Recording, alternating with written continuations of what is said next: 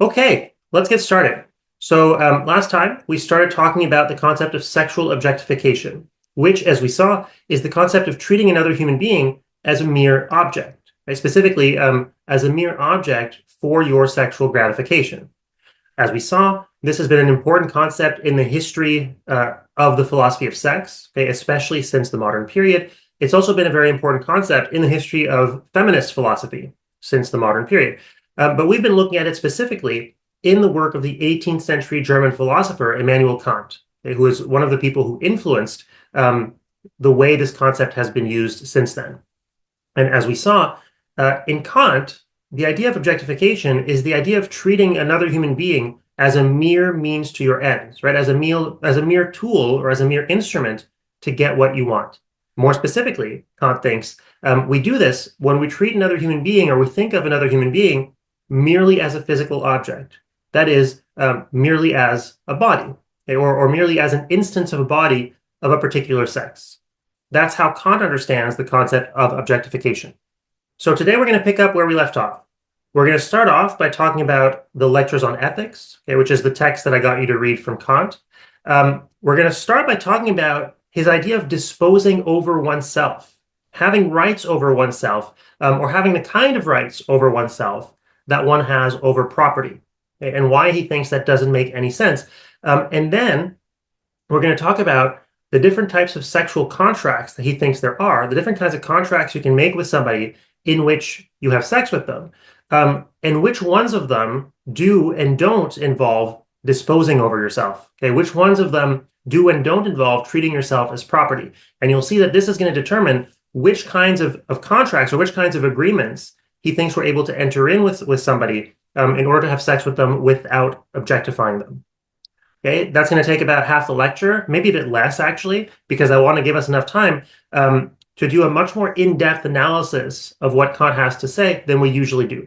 Okay, so as always, during our analysis, we're going to talk a little bit about metaphysics, a little bit about ethics, though I want to spend quite a bit of time discussing Kant's sexual ethics and what may or may not make sense in his sexual ethics. And I'll talk to you a bit about how contemporary Kantians, okay, philosophers who are writing now and who more or less accept Kant's version of ethics, right, Kant's normative ethical theory, how they tend to differ from Kant about what it is permissible and impermissible to do in the realm of sexual ethics. Okay, a lot of the time will be spent talking about that, as well as the metaphysics that Kant seems to be presupposing or assuming in some of the things that he says.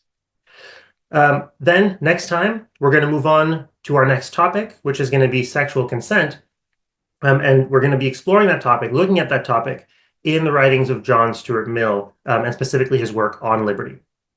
Okay, so let's talk about the lectures on ethics, or let's keep talking about the lectures on ethics. First, a quick recap. Okay, last time, we talked about Kantian ethics, right? Kant's normative ethical theory, his theory about what makes an action right or wrong. And we saw that Kantian ethics can be understood as an attempt to secularize ethics, right? It's an attempt to find a non-religious justification of what makes actions right or wrong. It's also a humanistic ethic, right? It's an ethical theory that places human beings at its center. So Kant is trying to find a secular foundation for morality. He's trying to find a rational foundation for morality. Okay, he thinks that he's able to show, though I haven't given you the details of the argument because that would be much too complicated for a first-year class that's not on Kant. But he thinks he can show that we're able to justify claims about what is right and what is wrong, or what is permissible, impermissible, and obligatory, on the basis of rational considerations alone. Okay, so by reason alone.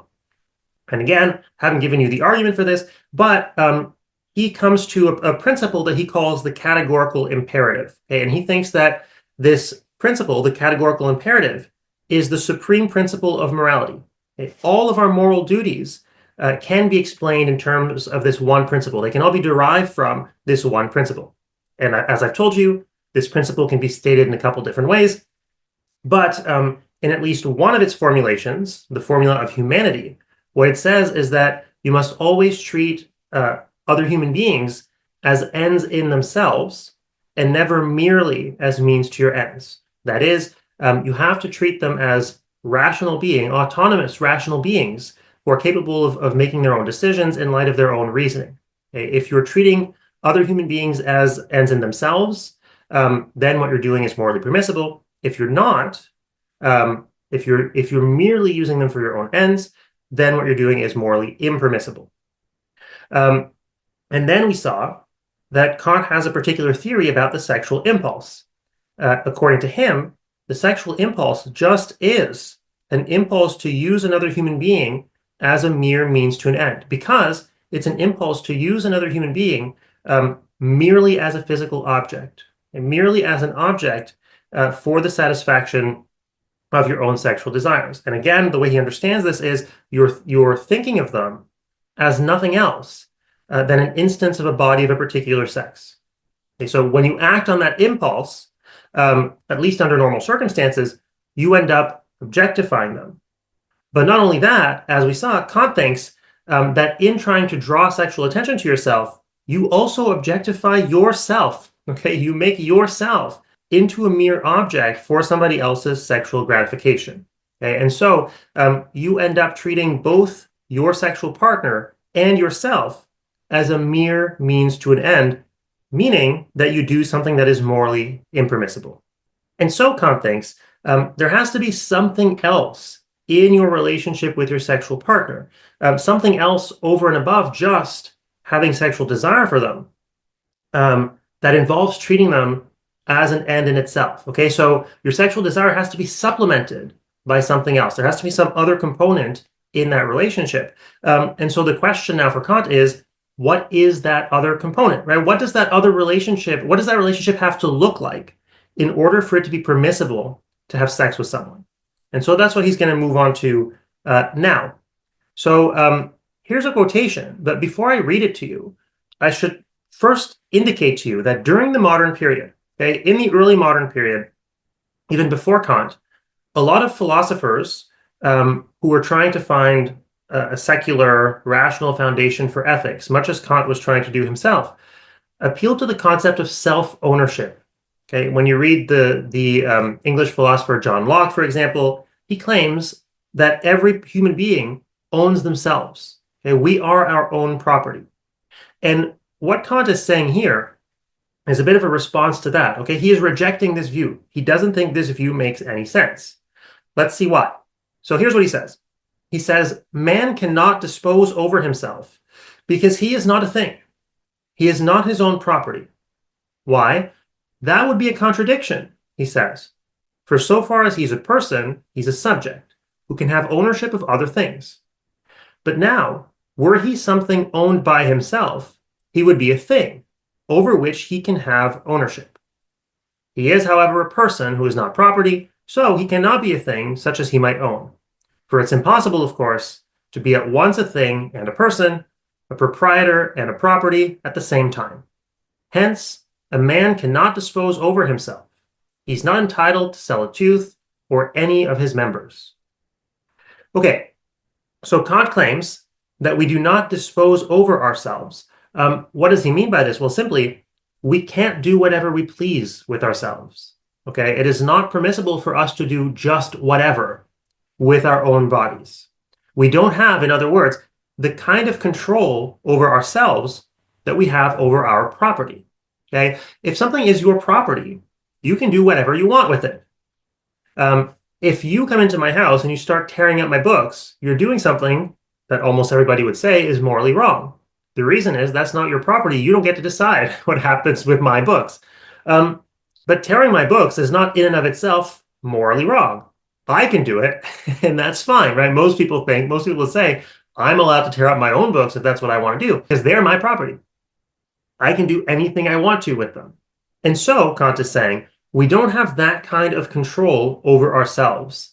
And the reason, as you can see in this passage, is that he thinks that there's some kind of a contradiction in the idea of owning oneself. Okay, the rights that come with being an owner, being, he says, a subject who can have ownership of things, are incompatible with the absence of rights that comes with being owned, right? Being property. This is why he says It's impossible to be both proprietor and property at the same time. Okay, let's try and reconstruct this argument in a bit more detail to figure out what exactly he's claiming. I'm just going to warn you ahead of time. This is going to be the most complex argument I'll reconstruct with you this whole semester. This is the closest I'll get to actually doing logic with you, but don't worry, I'll explain what I'm doing as I go. Hopefully you'll be able to follow along. Okay, so again, this is an argument for why the idea of being your own property or of owning yourself is incoherent. So let's start like this.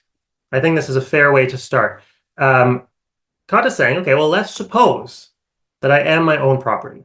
Okay, this is a kind of argument that's called a reductio ad absurdum. So you start by supposing something, show that it leads to a contradiction, and so that it's incorrect, right? If it leads to a contradiction, well, clearly it was an incorrect assumption, so the assumption turns out to be false.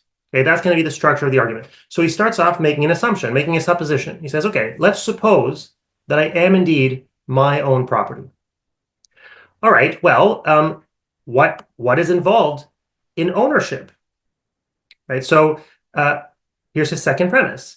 If someone, right, S here can just stand for any person. If someone is a subject, right, an owner, a proprietor, then that someone has full moral rights over what happens to their property, right? So P here will stand for whatever property you want, whether it's S here can be anybody. So let's say it's me. P here can be any of my possessions, can be my books or my computer, my kitchen table, whatever you want, okay? If any person is a proprietor, a subject who owns property, then they have full moral rights over what happens to their property, as I just illustrated with the books, right? If something's my property, I can do whatever I want with it. It's none of anybody else's business. Okay, but then the third premise is going to be something like this. Well, if something is my property, then that something has no moral rights over what happens to it, right? That's what it is to be property. It is for someone else to have full moral rights over you. They get to decide, and it is permissible for them to decide what happens to you.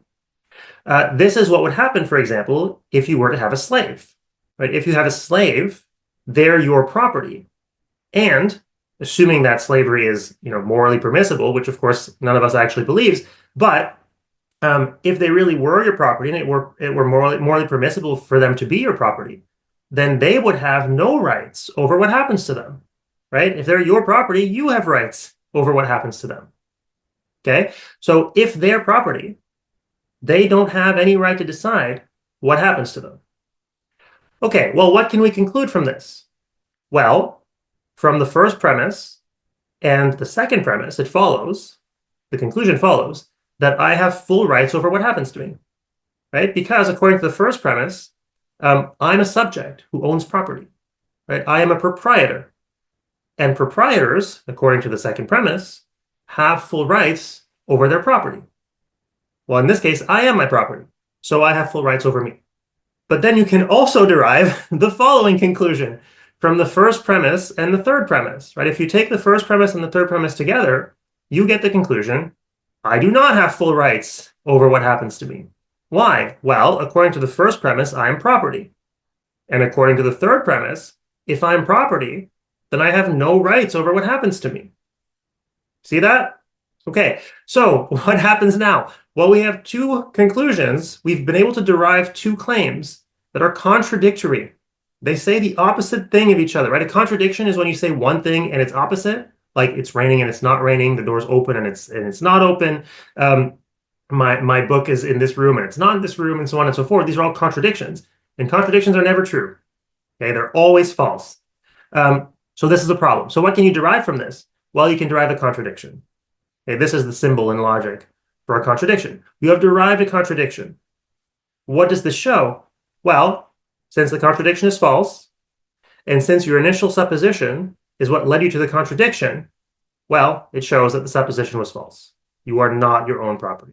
Okay, this doesn't make any sense. This is what Kant is saying. Now, okay, Kant is presenting this as an argument against the claim that you are your own property.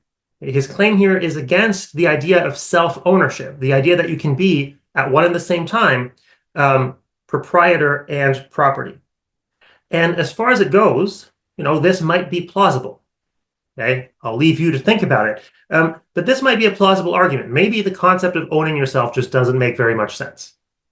But Kant goes quite a bit further than this. He doesn't just say you're not your own property. Okay, maybe that makes sense. He also says this entails that you can't do as you please with yourself.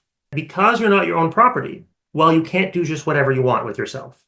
Okay? And specifically, he says this means that you cannot give your own body away.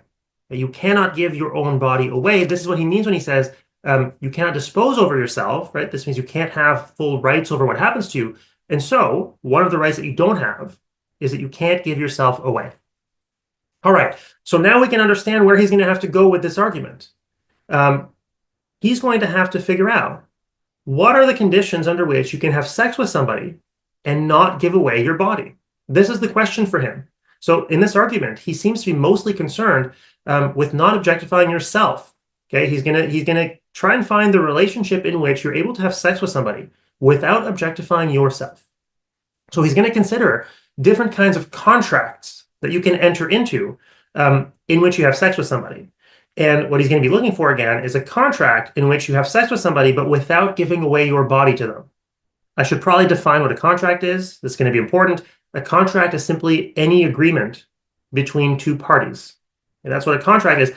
Usually, though, more specifically, the reason they enter into this agreement is that each of them thinks that it's in their own benefit. Okay, so when you make a contract with somebody, usually the way it happens is you agree to give something up in exchange for something else. And the reason that you agree is that you think that getting the something else is better for you than keeping the thing you're giving up. Right? So let's just explain here. Let's just give some examples. When I sign an employment contract, this is what I'm doing. Right? So I have an employment contract with Carleton University. And in that contract, each one of us agrees to give up certain things in order to get certain things back. So I agree to give up some of my time that I spend teaching and preparing my lectures, whereas they agree to give up some money, right? The money that they pay me.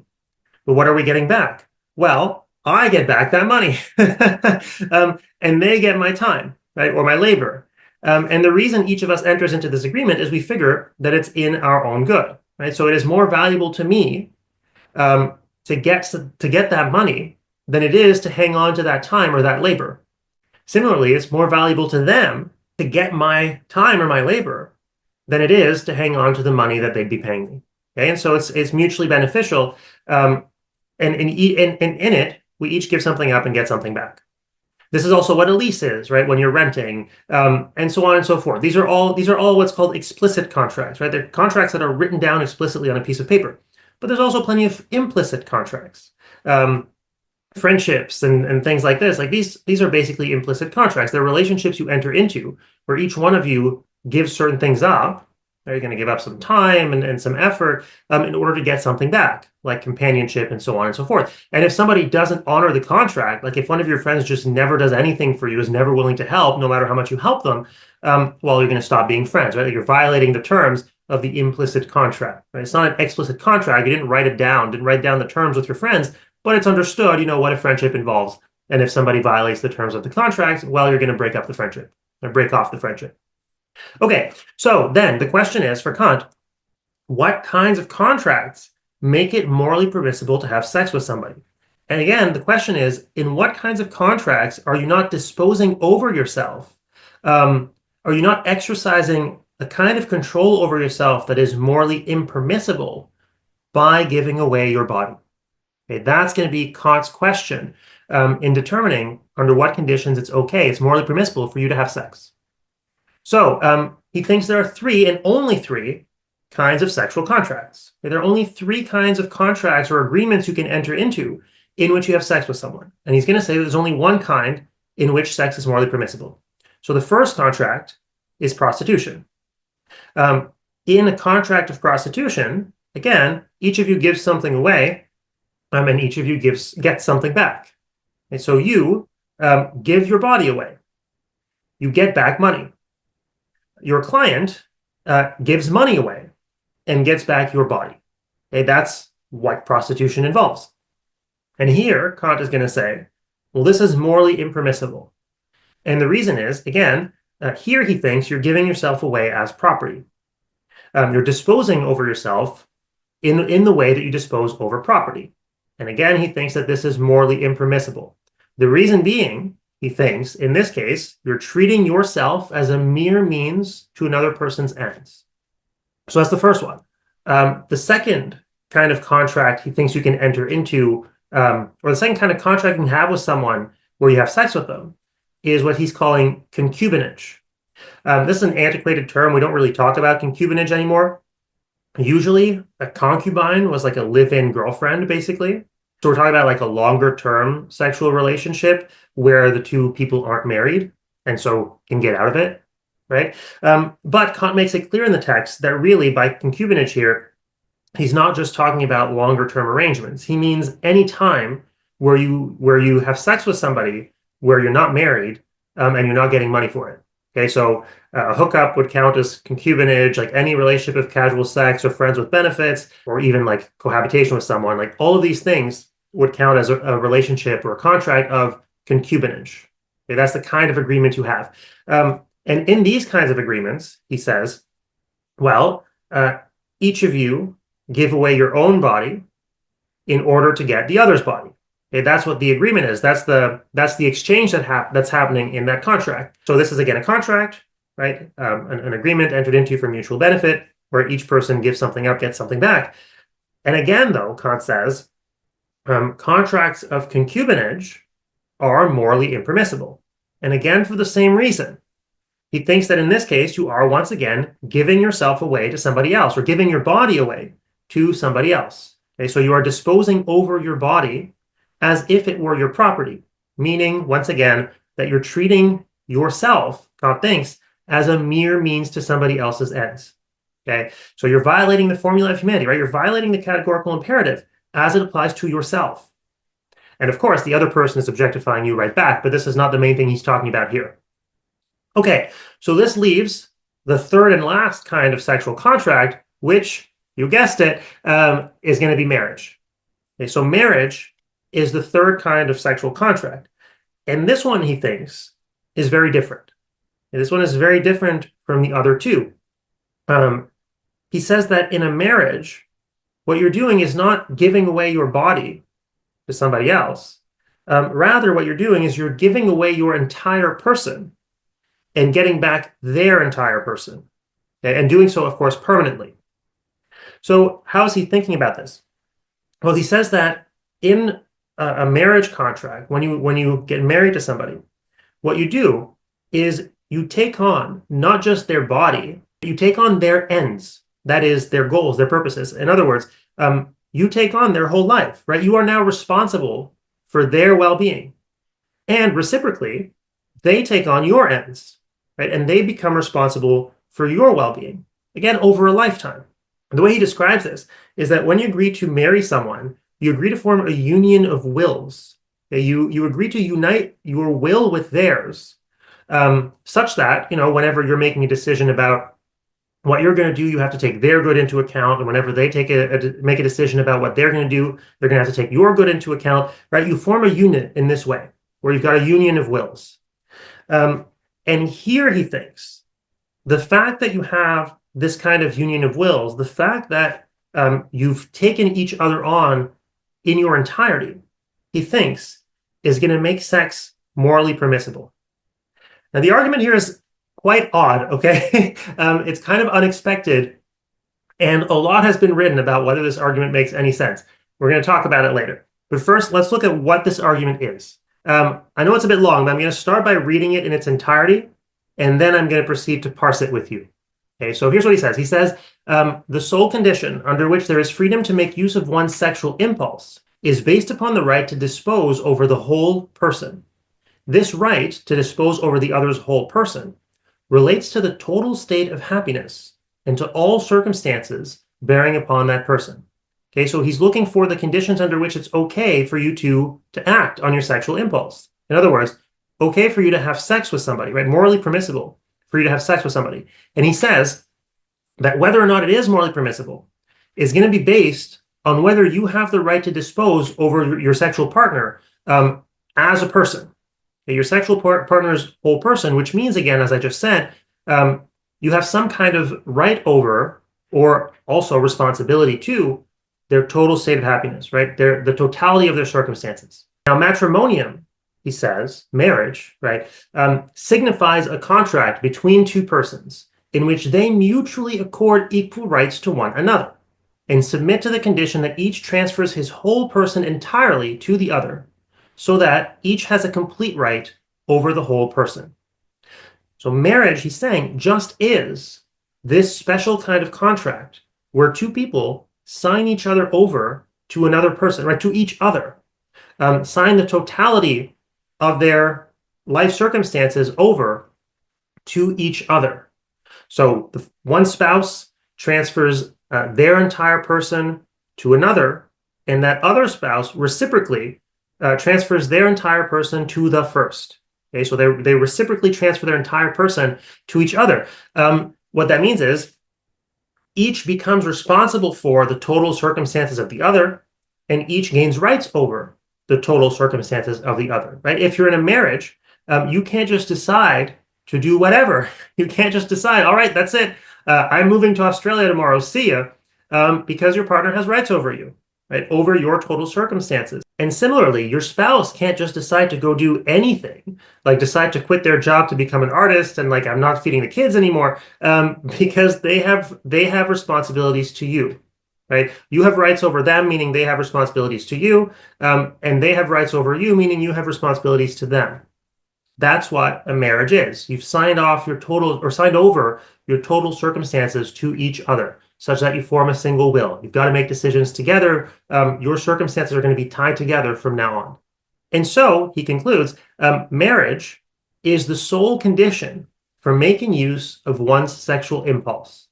If I hand over my whole person to the other, and thereby obtain the person of the other in place of it, I get myself back again, and have thereby regained possession of myself. So what is the argument here? What is he saying? Well, as we've seen, Kant thinks that in sex, what happens, or at least what happens if you're not married, is that you give your body away to somebody else. Okay, if you have sex with somebody, he thinks you are giving your body away to them. And in so doing, you're objectifying yourself. Okay, you're disposing over yourself the way one disposes over property, over a mere inanimate object, and treating yourself as a mere object that they can use for their sexual gratification. But that, we've seen, is impermissible, according to Kant, because you can't treat human beings as mere means to an end, whether in your own person or in the person of another. Right? That's what the categorical imperative says. That's what the formula of humanity says. And so he thinks it's impermissible to do that, to give yourself away, give your body away.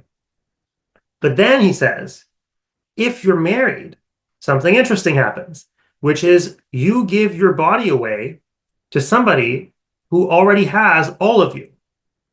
Okay, you give it to them, but they've already got all of it. And not only that, but you've got all of them. Okay, you form a single will such that they have possession, so to speak, of all of you, but you have possession of all of them right back. And so in giving your body away to them, you get it back, right? In giving your body away to them, it never leaves your possession. So in other words, you're not giving your body away, right? This is the sole condition in which you're not giving your body away, because the person who gets it is you. You have a union of will with them such that their will is not distinct from yours. And so Kant thinks that you're not disposing over yourself the way you dispose over property. Your spouse is, in the sense, an extension of you. And so you're not giving yourself away to them. Okay, so that's Kant's argument. That's his argument for why marriage is the only kind of relationship in which you can have sex with somebody without objectifying yourself, okay, without making yourself into an object for their enjoyment. In other words, without treating yourself as a mere means to an end. And of course, if in marriage, two people don't objectify themselves by having sex, then they also don't objectify each other, right? So marriage is the only kind of relationship where you can have sex with somebody without objectifying yourself and without objectifying them. Okay? Just as you're not giving yourself away, so they're not giving themselves away. Nobody's using anybody as an object. Now, I'm not going to reconstruct Kant's argument for why marriage doesn't objectify, okay, or why sex in marriage doesn't objectify, just because it's a very complicated argument. And I think it would take us a little bit too far afield. I'm just going to trust that you have a general sense of how this is supposed to work. What I'm going to do instead is just reconstruct the overall structure of Kant's argument about why marriage is the only relationship in which it's morally permissible to have sex. Okay, so that argument goes something like this. So the first premise is going to be, again, the categorical imperative, right? The formula of humanity that we went over last time. An action is morally impermissible if it treats human beings as mere means to an end. Again, treating another human being as a means to an end is okay, as long as you also treat them as an end in itself, right? The problem is treating another human being as a mere means to an end, as nothing else than a tool for the achievement of your purposes. So then his second premise is that, well, sex can only occur in three kinds of contracts. Okay, there are only three kinds of relationships or three kinds of agreements in which you can have sex with somebody. Either you're giving away your body in exchange for money, or some other kind of good, like if you're in a barter economy or something, but you're giving away your body in exchange for some good, in which case the name of that kind of contract is prostitution. Or else you're giving away your body in exchange for their body. Okay, so again, whether this is like a hookup or just casual sex or friends with benefits or like a live-in partner, whatever, this is a contract of concubinage. And then finally, there's a contract where you give away your entire person and then you get back your partner's entire person, and that is marriage. Those are the only three kinds of contracts you can have, the only three kinds of relationships you can have with another human being in which you have sex with them. And then he's just going to proceed by elimination, right? Premise 3, well, sex in a contract of prostitution involves treating another human being as a mere means to your ends. So it's morally impermissible, right? You can conclude from that, so it's morally impermissible. Sex in a contract of concubinage involves treating another human being as a mere means to your ends. Again, so it's morally impermissible, right? As we saw a bit earlier, Kant thinks that in both of these kinds of contracts, you give yourself away, you give your body away. And then sex in a contract of marriage does not involve treating human beings as another human being as a mere means to an end. Okay, in a contract of marriage, Kant thinks you do not give yourself away. You do not give your body away, I should say. In other words, in a contract of prostitution, you dispose over your own body. You treat your own body as an object. In a contract of concubinage, you dispose over your own body. You treat your body as an object, right? Something that you can give away at will. But he thinks in a contract of marriage, you do not dispose over yourself. You do not treat your body as an object. You don't treat it as something that you can give away at will. And so you don't objectify yourself. You don't treat yourself as a mere means to your sexual partner's ends. So what can we conclude from this? Well, only sex in a contract of marriage is morally permissible, right? There's no other context in which it is morally permissible for you to have sex with a human being except the context of a marriage, right? This kind of relationship where you have mutually given each other over, where you have mutually given yourselves over to each other for a lifetime. Okay, that is the structure of the argument. So that's everything I want to say about the conditions under which Kant thinks that it's morally permissible for you to have sex with another human being. According to him, only in marriage, because that's the only kind of relationship where you don't objectify yourself, and therefore where you don't objectify your sexual partner. What I'd like to do now is move on to our analysis of what he says in the lectures on ethics. So first things first, let's talk about how Kant understands marriage. And the way he understands it is as a contract. Okay? As I've already told you, a contract is simply an agreement between two people, two rational beings, that they enter into for their own benefit. Okay? In a contract, you agree to give certain things up in exchange for getting certain things back. And reciprocally, the person you're contracting with agrees to give certain things up in exchange for getting certain things back. Okay? Marriage, Kant thinks, is a particular kind of contract in which two people adopt each other's ends and so come to form a single will. In this contract, what is being given up and what is being gained? Well, what you're gaining is the right, like the moral right to use your partner's sexual organs. Okay, it becomes morally permissible for you to have sex with another person, and the price that you're paying is responsibility for their well-being. Right? You're saying, I hereby agree to be responsible for your well-being for the rest of our lives, and what you're getting back is, well, it becomes morally permissible for you to have sex with your partner. As we've seen, Kant thinks that it's only in these kinds of situations that sex is morally permissible. Now, notice, this is a very different understanding of what marriage is than what we saw in Aquinas. It's a very different of what marriage is than what we saw in the medieval period, right? In medieval Christianity.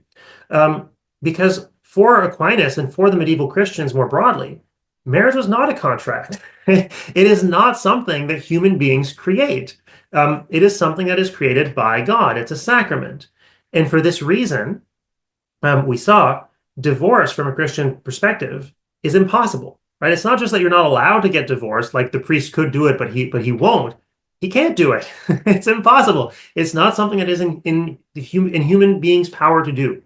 The real union is a union in the eyes of God. It's a union that is created by God, and you have no control over that. Now, Kant, in contrast, understands marriage as a human institution. It's something that we create by law, by human-made laws, and that we enter into by agreement, right? By human agreement. This amounts to saying that marriage becomes a secular institution. Okay, so we have an instance here of the process of secularization that I talked about last time.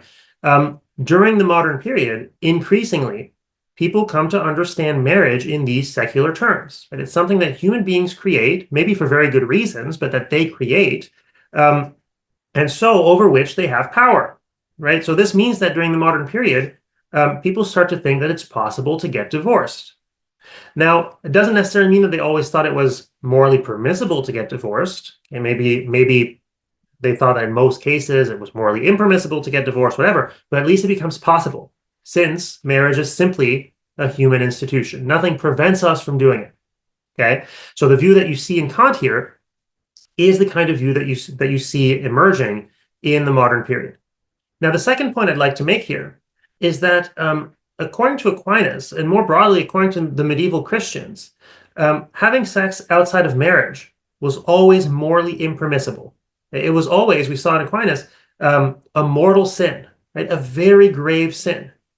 And Kant agrees, right? Kant agrees that it's always morally impermissible to have sex outside of marriage. Of course, he doesn't employ the language of sin. Kant was not a Christian, but he thought it was always morally impermissible to have sex outside of marriage. But notice, this is for very different reasons, like very different reasons than we find in Aquinas.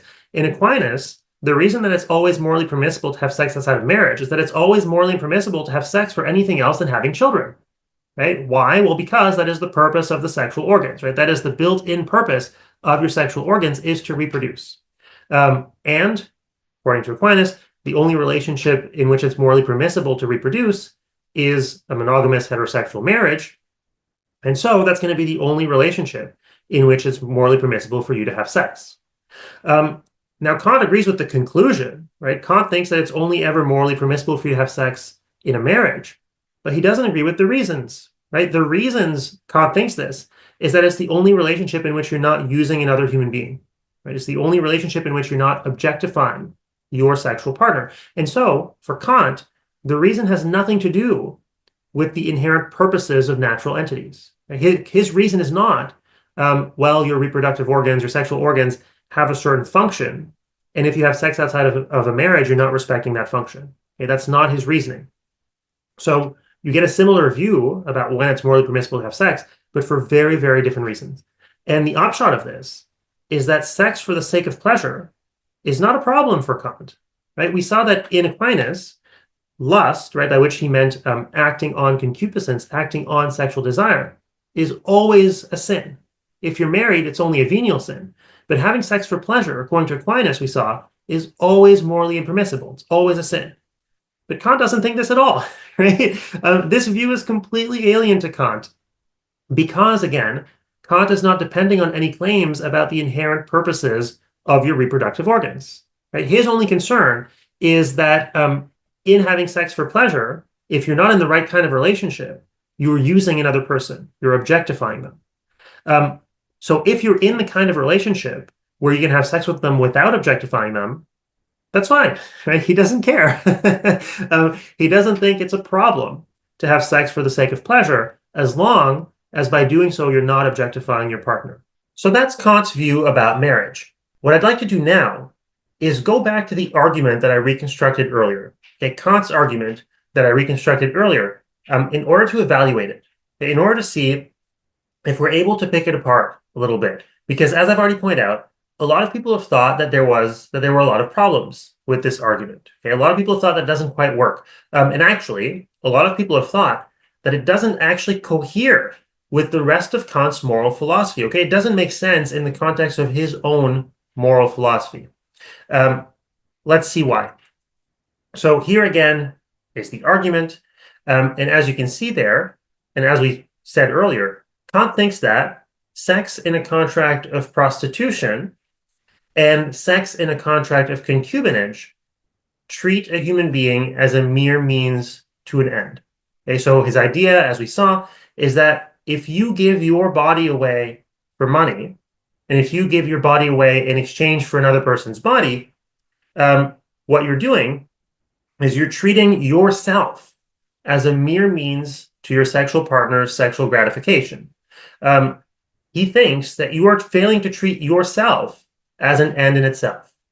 And we saw that the reason for this is that in doing so, he claims you're disposing over your body the way you would dispose over an inanimate object. Okay, so you're disposing over your body in a way that would only make sense if you were your own property.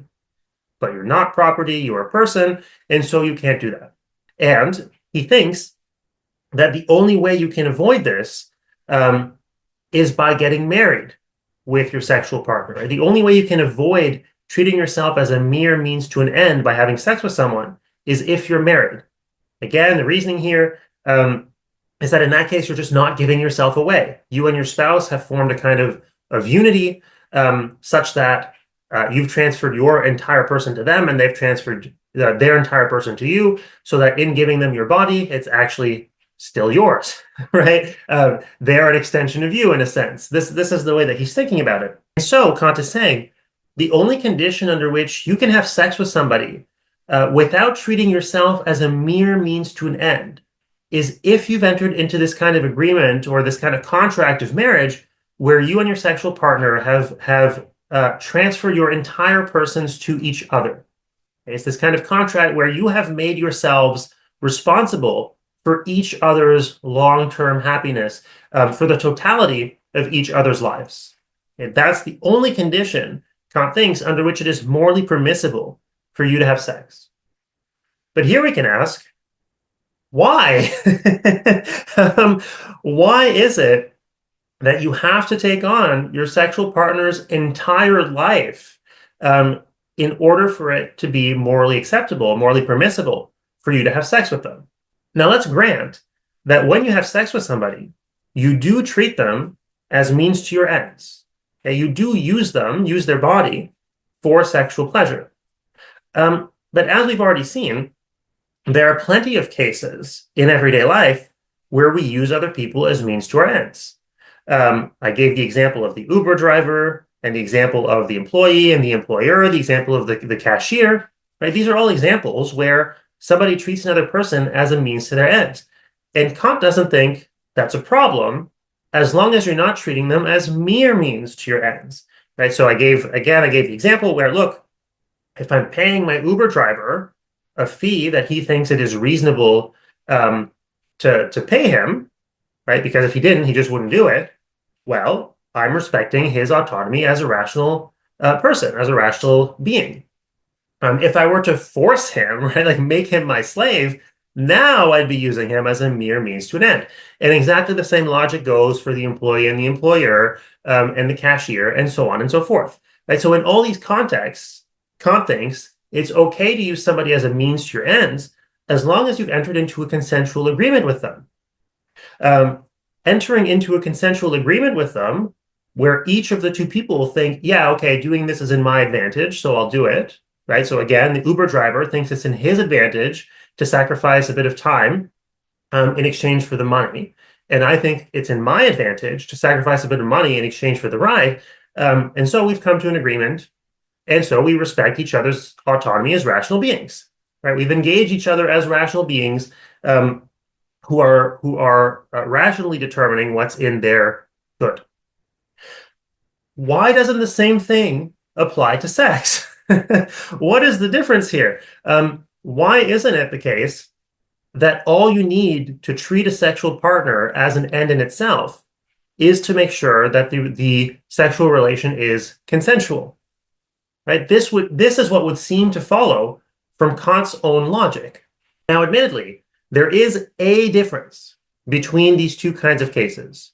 When you want to have sex with somebody, what you want to do is use their body as a physical object. Whereas when you want to hire somebody, like an Uber driver, what you want to do is use their labor, right? Or to use the various capacities, abilities, skills they have that make it possible for them to perform that labor. Okay, so there is a difference there. But why does it make a moral difference? In other words, why does it make one of these things, using somebody's talents or abilities or skills, their labor, morally permissible, whereas it makes the other one, using their body, morally impermissible? So think about it this way. If you want to use somebody's skills, talents, abilities, their labor, whatever, if you want to hire them to do something, for example, all that is required for that to be morally permissible, Kant thinks, is that you come to a rational agreement with them. That you come to a rational agreement with them about what that exchange is going to look like.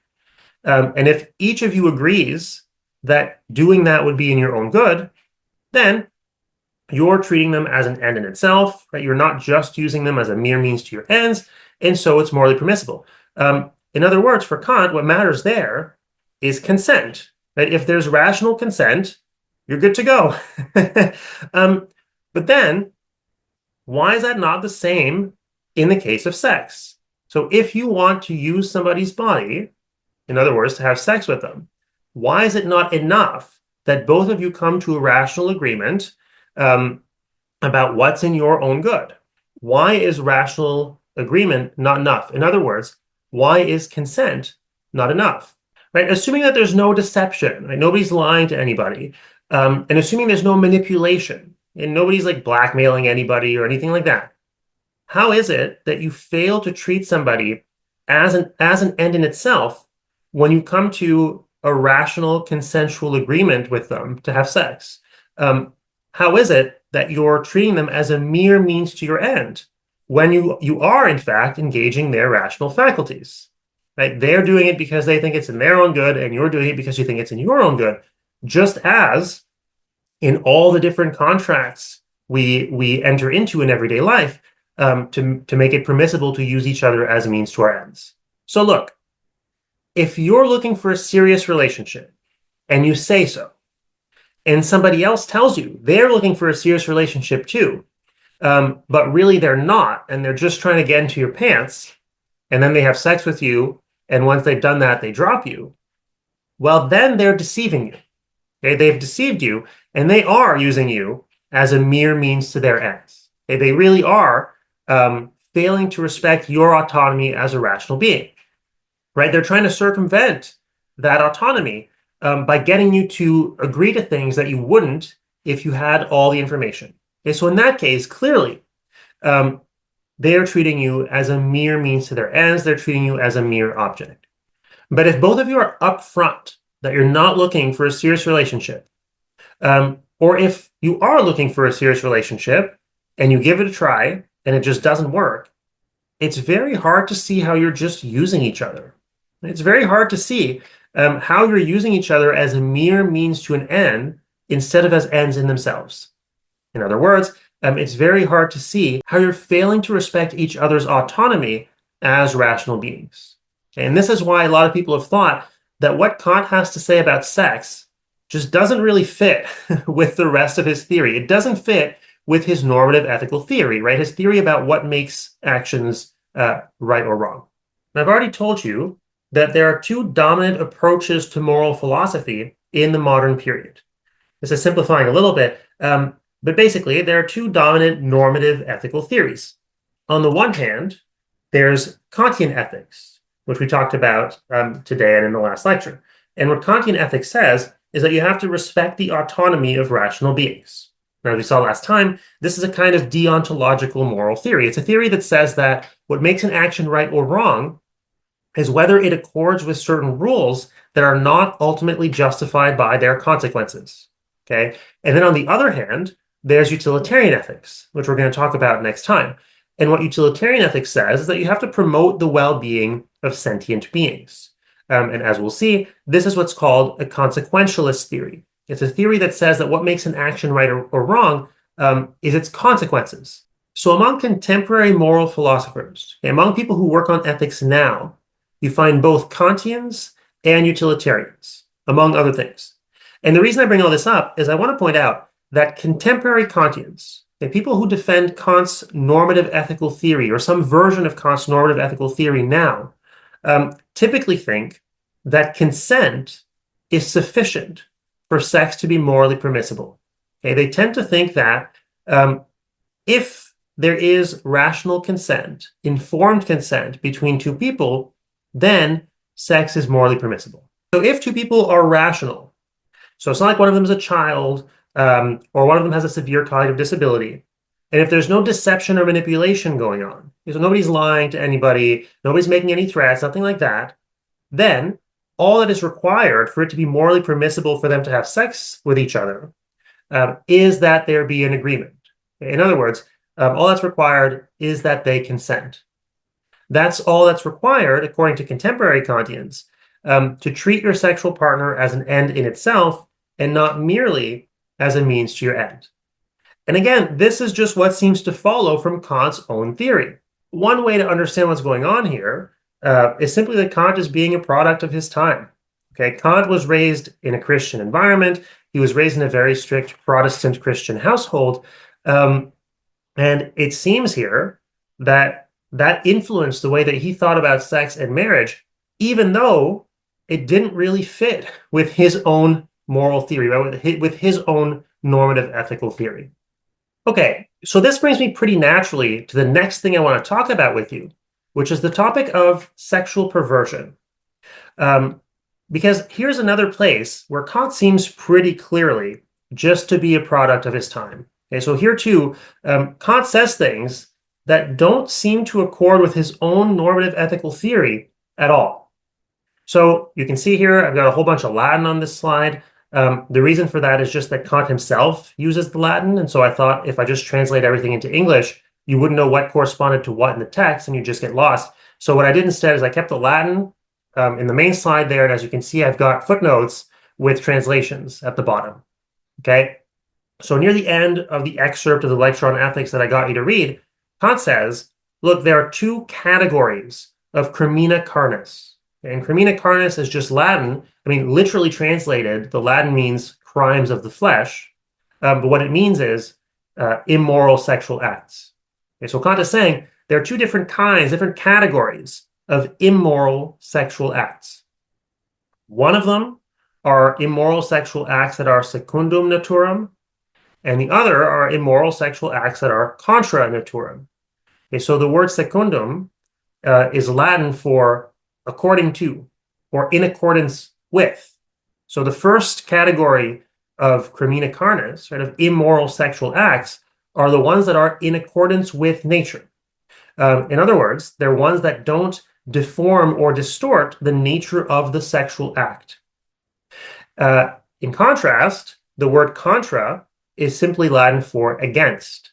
Crimina carnis contra naturam are immoral sexual acts that are against nature, that is, that deform or distort the nature of the sexual act. Now, where have we seen this before? Well, we've seen it in Aquinas. Okay, so what Kant is distinguishing between here are sexual acts that are immoral but not perverted, right? Not perversions. Those are the ones that are secundum naturam. Sexual acts that are immoral but also at the same time perverted, right? That are sexual perversions. And those are the ones that are contra naturam. This diagram is basically the same one as we saw in Aquinas. So under Carmina carnis secundum naturam, you've got two things. On the one hand, you've got what he calls vaga libido, which just means, literally just means indiscriminate lust. In other words, sexual activity outside of a relationship of marriage. And he's also got adultery. Okay, so that's when you have sex with somebody else than your spouse. So in the case of vaga libido, you're not married, in which case you can either have a concubine, right, like somebody you're having sex with, where you're just exchanging bodies, or you can hire a prostitute, where you have sex with them in exchange for money. Those are both varieties of indiscriminate lust, that is, a fornication, a sex outside of marriage.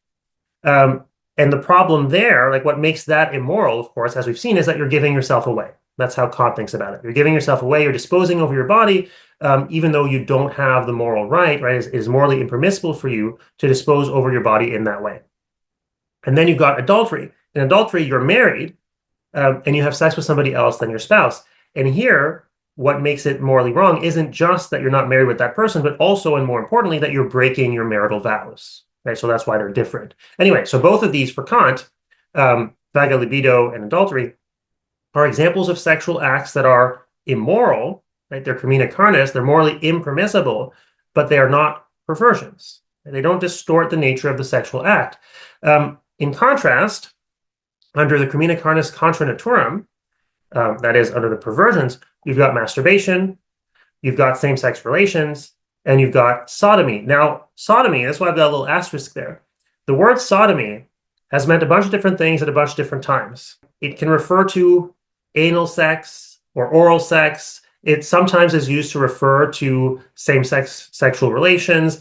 Sometimes it's used in a very broad sense where it includes bestiality. Okay, so here I think Kant means to include both anal, oral sex, and bestiality. Okay, even though he only names bestiality, I'm pretty sure he's including all of that there.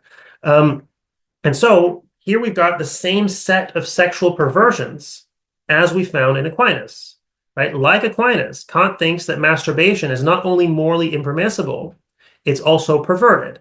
Like Aquinas, he thinks that same-sex relations, anal and oral sex, and bestiality are not just morally impermissible, they're also perverted. They're distortions of the nature of the sexual impulse. And the reason that these all count as sexual perversion, the reason that they all count as deformations or distortions of the nature of the sexual impulse, is that they all deviate from the act that is built into the sexual impulse. Namely, again, contact with the sexual organs of a human being of the opposite sex. Okay, that's why Kant says these are all not only morally impermissible, but also perverted. In masturbation, as we saw in Aquinas, there just isn't an object. In anal and oral sex, you're drawn to somebody of the right species and the right sex, but you're not drawn to the right organs. In same-sex relations, you're drawn to somebody of the right species, but not the right sex. And then in bestiality, you're not even drawn to someone of the right species. Okay, this is what's supposed to explain why all these acts are perversions. Now, what Kant says about all these is very extreme. Okay, so he says that engaging in any of the perversions makes you unworthy of your humanity. You no longer deserve to be a person, he says. You hear that? If you've ever masturbated, Kant says you do not deserve to be a person.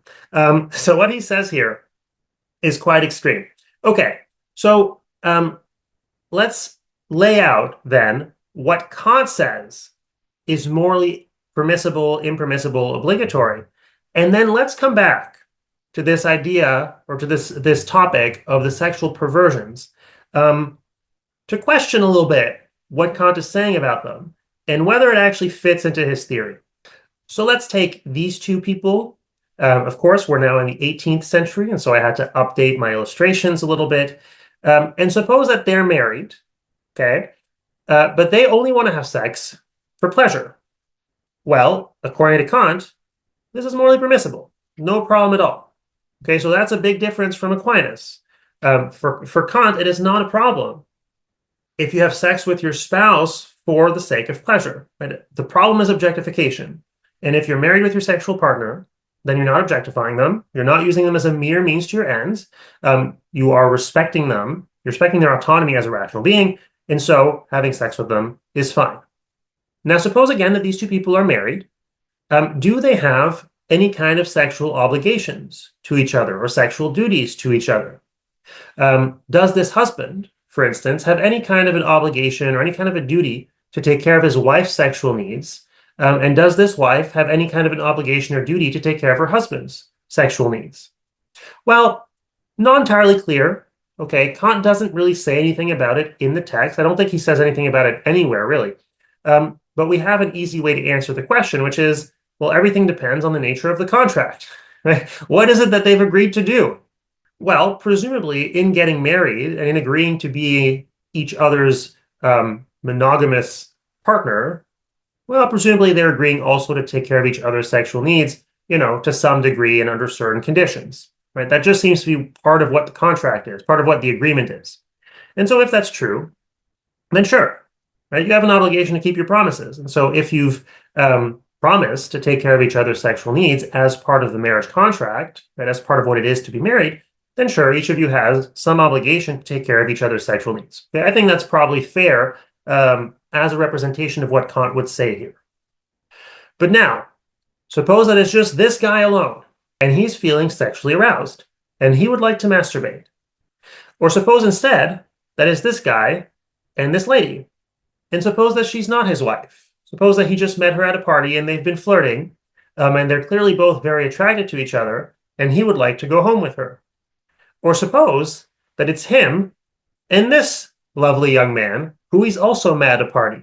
And suppose that they've been flirting and he would like to go home with him. Or suppose instead, God forbid, that this guy is attracted to animals and he would like to have sex with this family dog, who I've again updated with an 18th century painting. Well, according to Kant, all of these are morally impermissible. Okay, all of them are crimina carnis, right? All of them are sexual immorality. Some of them are perverted. Right? So if he were to masturbate, or if he were to have sex with this guy, or if he were to have sex with this dog, or actually if he were to have anal or oral sex with the woman, that would be not only morally impermissible, but also perverted. Whereas if he just wanted to fornicate with this woman, right, have sex with her outside of marriage, that would be morally impermissible, but not perverted.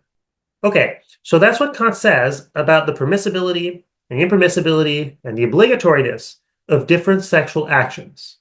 What I'd like to do now is get back to this topic of the perversions, okay, because some of the actions that Kant thinks are morally impermissible, he says, are impermissible because they're sexual perversions, okay, because they distort or deform the nature of the sexual impulse.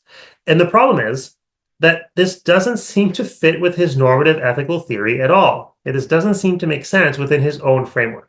Now again, to say that masturbation and oral and anal sex and same-sex relations and bestiality are sexual perversions is to say that there's somehow distortions of or deformations of the nature of the sexual impulse. And in Kant, as in Aquinas, the idea is that the sexual impulse has a built-in act by virtue of its purpose. Okay, the purpose of the sexual impulse is to reproduce, or the purpose of the sexual organs is to reproduce.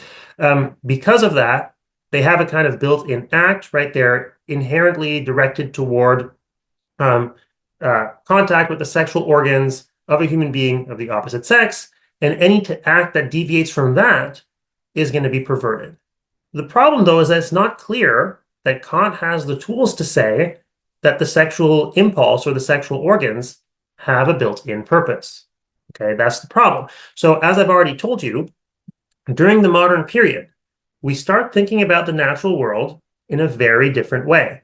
During the medieval period, under the influence of Aristotle, everybody thought that there were purposes in nature. Okay, to study nature was to study its material and its efficient and its formal and its final cause. And the final cause is its purpose. During the modern period, people start to think of nature strictly in terms of the first two, right? Strictly in terms of the material and the efficient cause, that is, in terms of matter in motion, okay? Particles of matter that are under the influence of certain forces, okay? And Kant understands nature in these terms. There's no room in Kant's understanding of nature for functions or purposes. Of course, different natural entities do things, right? Plants grow, the heart pumps blood, and so on and so forth. But that's not the same as saying that their purpose is to do those things, because that seems to imply that somebody with a purpose made them, right? That somebody made them for some purpose. Now, admittedly, the question of teleology, okay, of whether there are aims or purposes or functions in nature, is a bit more complicated than this in Kant. And actually, he seems to say different things about it in different places. Now, I'm not going to get into that, of course, that's complicated questions of Kant interpretation, but the bottom line is simply that it's very hard to see how a sexual act can be against nature from his point of view. Okay, it seems again that the sexual organs are not for anything. They just do certain things. Okay, and so it's very hard to see how we can make sense of the idea that a sexual act can be perverted. And this really holds across the modern period. Like there's a real question of whether it makes any sense to talk about sexual acts being perverted, because this seems to assume that the sexual organs have a function, which doesn't seem to fit into the way that we now understand nature.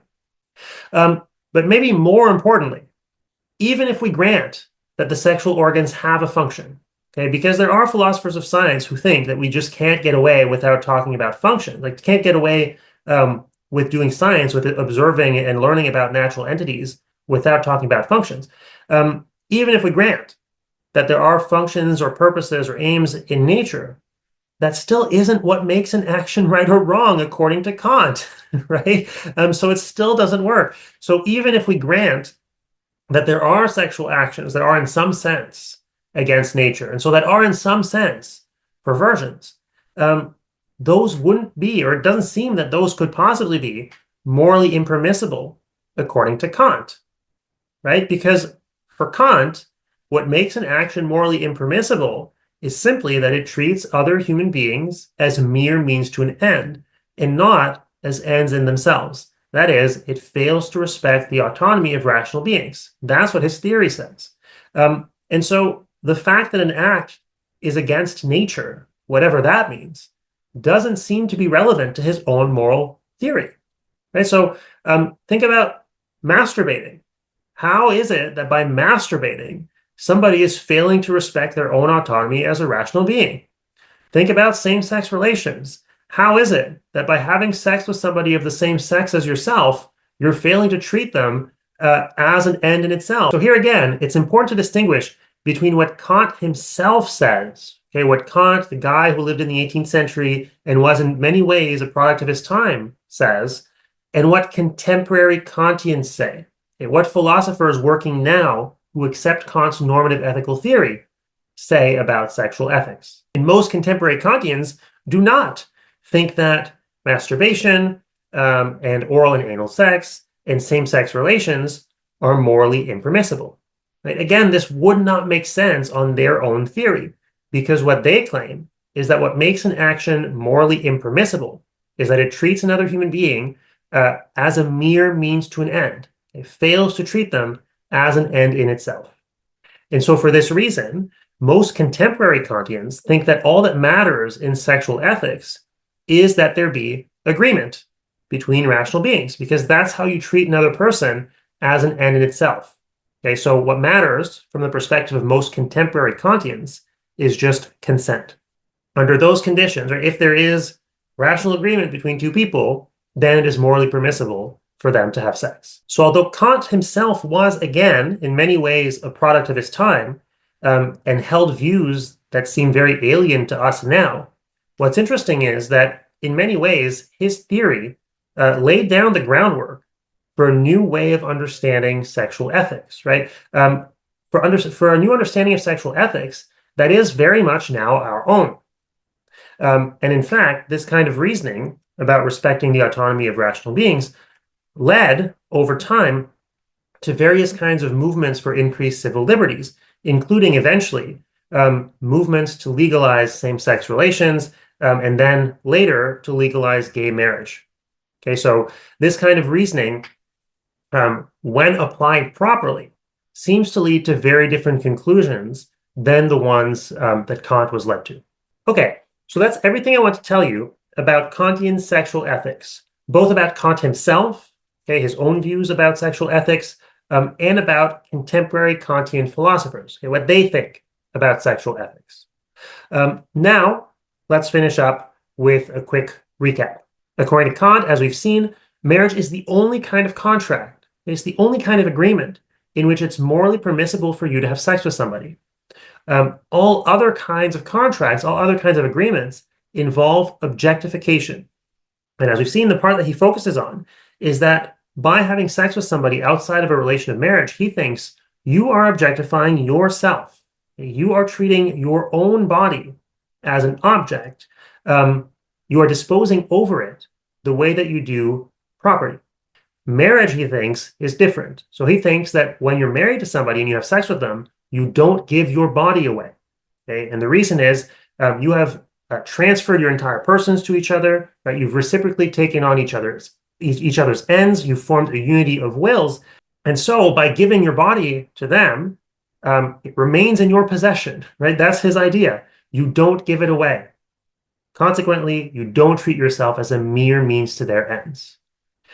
Moreover, according to Kant, certain sexual acts, like masturbation, also oral and anal sex, same-sex relations, and bestiality, are wrong because they're contrary to nature. But as we've seen, that doesn't seem to make sense on his own theory. Okay? Even if we grant that these acts are contrary to nature, which might not make sense on Kant's theory at all, that's still not what makes an act morally permissible or impermissible according to Kant, right? Kant's theory is not natural law theory. His view is not that what makes an action right or wrong is whether it corresponds to or violates the order of nature. And so it seems Kant does not have a leg to stand on here, okay? So, and this is the reason for which, as I point out, contemporary Kantians do not think, or do not typically think anyway, that masturbation, oral and anal sex, or same-sex relations are morally impermissible. Okay, that's it for today. Hope this has been interesting. We are now, getting into the modern period and understanding how sexual ethics starts to change. And we'll see a bunch more of that in our next couple of lectures when we talk about utilitarianism. All right, see you soon.